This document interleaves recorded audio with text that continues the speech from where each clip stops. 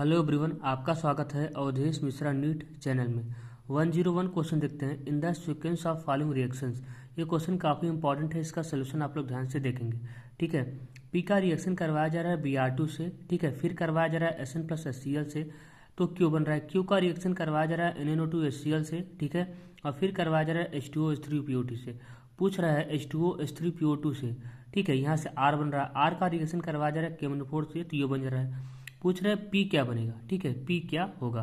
ध्यान देंगे, इसमें बी ऑप्शन करेक्ट हो जाएगा, बी ऑप्शन करेक्ट हो जाएगा। देखिए कैसे, ध्यान देंगे, पैरा नाइट्रोटोल्यूइन अब यूज करेंगे, इसका रिएक्शन करवाएंगे Br2 से। पहले क्या करना है, इसका रिएक्शन कराना है Br2 से, ठीक है। अब देखिए Br इसके हिसाब से अटैक करेगा कि इसके हिसाब से अटैक करेगा, अब ये प्रॉब्लम हो रहा है। ध्यान देंगे, देखिए NO2 क्या लगाता है, NO2 माइनस एम लगाता है। क्या लगाता है, माइनस एम लगाता है। और C3 प्लस एस लगाता है, मतलब प्लस एम लगाता है, हल्का प्लस एम लगाता है लेकिन लगाता जरूर है, ठीक है। ये प्लस एम लगाता है। ध्यान देंगे, जब भी प्लस एम भी हो माइनस एम भी हो, तो आपको हमेशा याद रखना है अटैक हमेशा प्लस एम के हिसाब से कराना है, अटैक हमेशा प्लस एम के हिसाब से ही कराना है, ठीक है।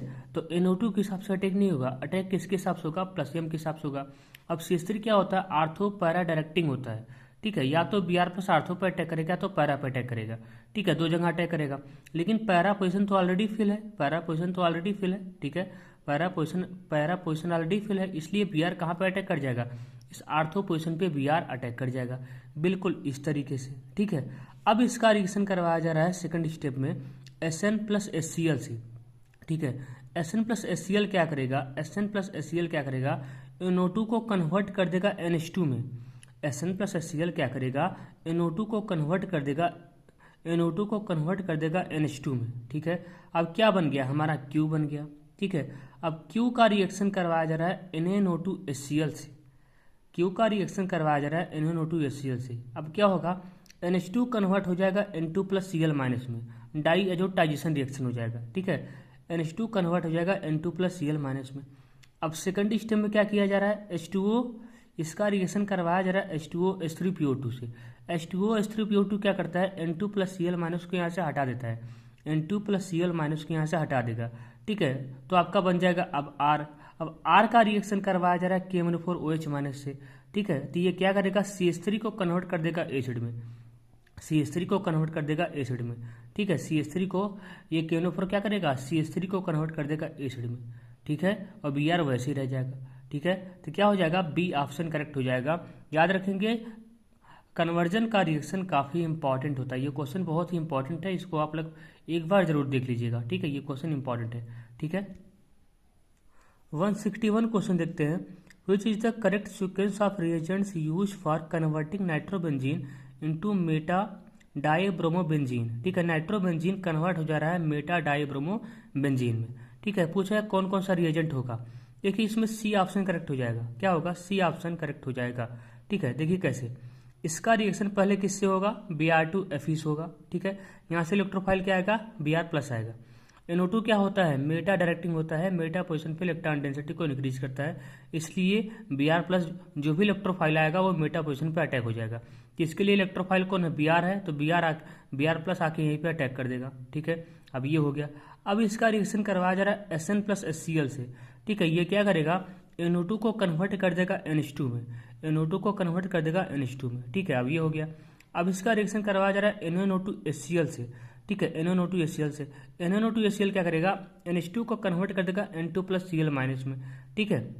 देखिए अब इसका रिएक्शन करवाया जा रहा है CuBr HBr से, CuBr HBr से। ये क्या करेगा, आपको याद होगा, ये क्या करेगा, N2 प्लस Cl माइनस यहाँ से हटाएगा, यहाँ पे Br कर देगा, ठीक है। यहाँ पे क्या करेगा, यहाँ पे Br कर देगा, ठीक है।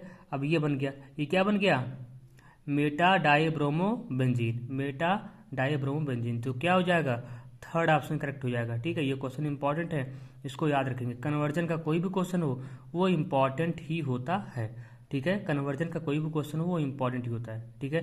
ये वाला क्वेश्चन देख लेते हैं। 160 decreasing order of basicity of the following amine, ठीक है। देखिए इसमें सबसे ज़्यादा बेसिक हो जाएगा थर्ड वाला, क्योंकि इसके पास जो लोन पेयर है ये लोन पेयर लोकलाइज है, कॉन्जुगेशन में पार्टिसिपेट नहीं कर रहा है। ठीक है, यहाँ पे किसी भी प्रकार का कोई कॉन्जुगेशन भी नहीं है, इसका लोन पेयर फ्री है, ये अपने लोन पेयर को आसानी से डोनेट कर सकता है, इसलिए थर्ड वाला सबसे ज़्यादा बेसिक हो जाएगा। इसका हाइब्रिडाइजेशन कितना हो जाएगा, sp3, total number of sigma bond plus free lone pair. कितना सिग्मा बॉन्ड है, 2 हाइड्रोजन से 1 यहाँ, जितना हाइड्रोजन उतना सिग्मा। ठीक है, तो टोटल सिग्मा कितना हुआ 3 और 1 लोन पेयर 4, और 4 के लिए हाइब्रिडेशन कितना होता है, sp3 होता है। ठीक है, इसके बाद सबसे ज़्यादा बेसिक हो जाएगा ये सेकंड वाला। इसके पास भी एक लोन पेयर है, इसका लोन पेयर लोकलाइज है, मतलब कॉन्जुगेशन में पार्टिसिपेट नहीं कर रहा है। ठीक है, कॉन्जुगेशन में पार्टिसिपेट नहीं कर रहा है, ये अपने लोन पेयर को आसानी से डोनेट कर सकता है, अपने लोन पेयर को आसानी से डोनेट कर सकता है। ठीक है, इसका भी हाइब्रिडेशन कितना हो जाएगा, sp2 हो जाएगा।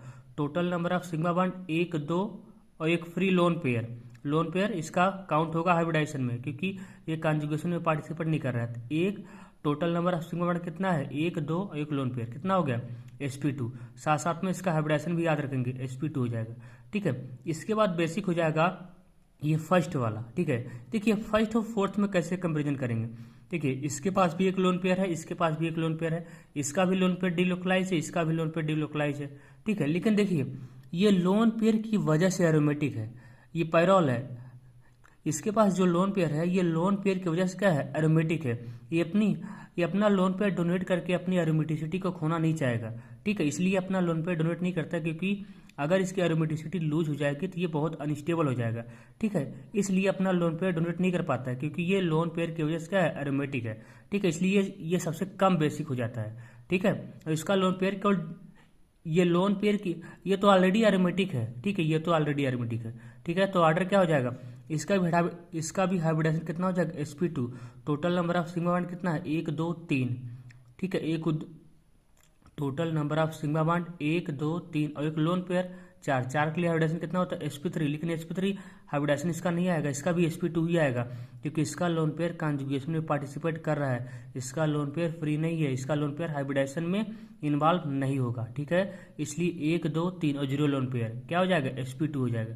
ठीक है, इसका भी कितना हो जाएगा, sp2। यहाँ पे total number of sigma bond कितना है, total number of sigma bond कितना है, 3 है। एक लोन पेयर नहीं, इसका लोन पेयर कॉन्जुगेशन में पार्टिसिपेट कर रहा है, लोन पेयर फ्री रहना चाहिए तभी वो हाइब्रिडेशन में इन्वॉल्व होगा। ठीक है, इसका लोन पेयर क्या है, कॉन्जुगेशन में पार्टिसिपेट कर रहा है, इसलिए इसका भी हाइब्रिडेशन कितना हो जाएगा, sp2। ठीक है, इसका भी sp2, इसका भी sp2, इसका भी sp2, इसका sp3। ठीक है, तो ऑर्डर क्या हो जाएगा बेसिक स्ट्रेंथ का, सबसे ज़्यादा होगा थर्ड वाला, फिर होगा ये सेकंड वाला। ठीक है, फिर हो जाएगा फर्स्ट वाला, और सबसे लास्ट में हो जाएगा फोर्थ वाला। तो डी ऑप्शन करेक्ट हो जाएगा। ठीक है, डी ऑप्शन करेक्ट हो जाएगा।